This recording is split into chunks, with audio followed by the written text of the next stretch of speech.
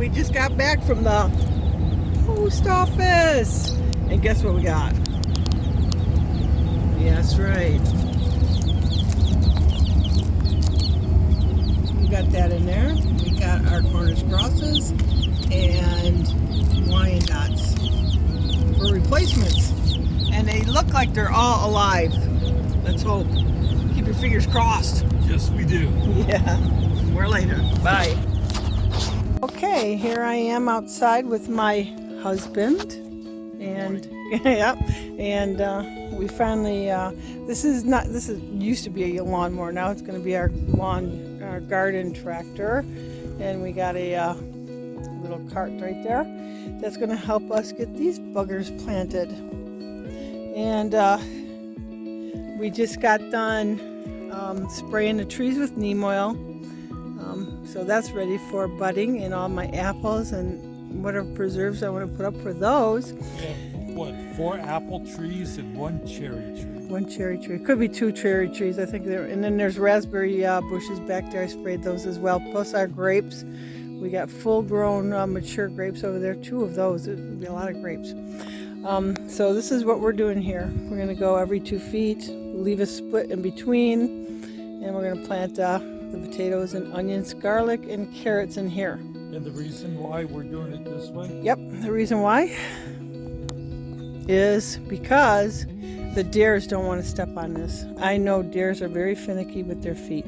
Any kind of hoofed animal, their hooves, their feet are very important to them, and they know it. So if they see something weird like that, they're not going to step on it, and they're not going to bother with the plants. That's the theory, and I'm pretty sure it's going to work. So with that being said, my husband's going to go seal some of the windows up over there before the bugs start to fly. And I'm going to get this prepared so that we both can do some planting. So it's been a very busy day already. Chicks came in. We had 23 chicks, some Cornish crosses, and some Wyandottes. Wyandottes. Yep, Wyandotte, laced Wyandottes. And this morning we had, like, I don't know, just it's always chaos. It's always chaos around here. Yeah. I know one time Lucy was Penny that got out one time, but we got one of the chickens, the same chicken that got out that Richard just caught. She got out again, so my husband went and caught her the same old-fashioned way. So I think she's getting used to getting caught that way. And they're going to stay in their coop for a couple of days so that they know that's home base for them before they're let out to roam and so range. Possibly tomorrow we're going to let them free range. Yeah, get some fresh air. But they got to know their home base, just like the goats. The goats are very curious about the chickens. Hi, girls! Look at them over there. Yeah. Hi, girls! There they are. They're watching us. And then our next, after all this project is done, my husband for the goats, so we can both start training the goats to be desensitized and get used to the station and be fed on the station. So and plus we want to dehorn them. So what we're going to do is we're going to use the rubber band method. We have the gun coming in to do that. So they all need to be dehorned. Babies. I think the babies are going to have to wait till they're a little bit bigger, I'm pretty sure, but Lucy's definitely getting hers taken off. So with that being said, we got to get to work because daylight's burning, and that there's true meaning to that when there's so much to do in one day. Is that true? Yes. It's very true. We're so tired every day, right? Yes. I could work until the sun goes down.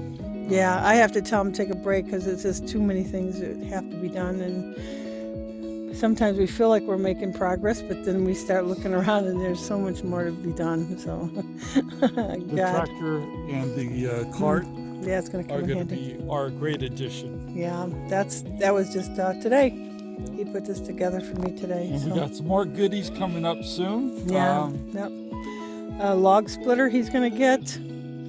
A little mini bike, I think that's just for fun, you know.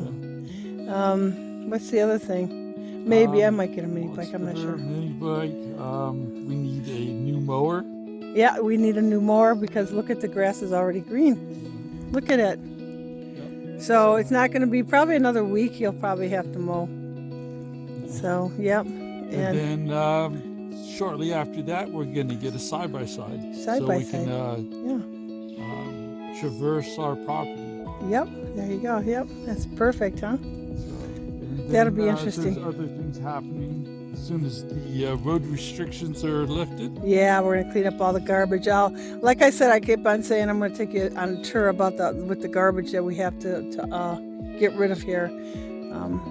Any farm that is out in the open and in rural areas, you're gonna find junk. They're not gonna. It's very hard to get rid of junk, so we're gonna do one big dump. We have a dumpster dropped off, and we're gonna fill it up, and that'll get rid of the majority of it. So with that being said, we're gonna get back to work. God is all the time. God is good all the time. And I'm blessed to have this woman.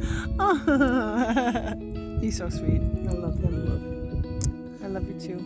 Bye. Ciao. Ciao. Okay. This is, we just got the plastic down, and this is where the potatoes are going, and onions, carrots, and garlic.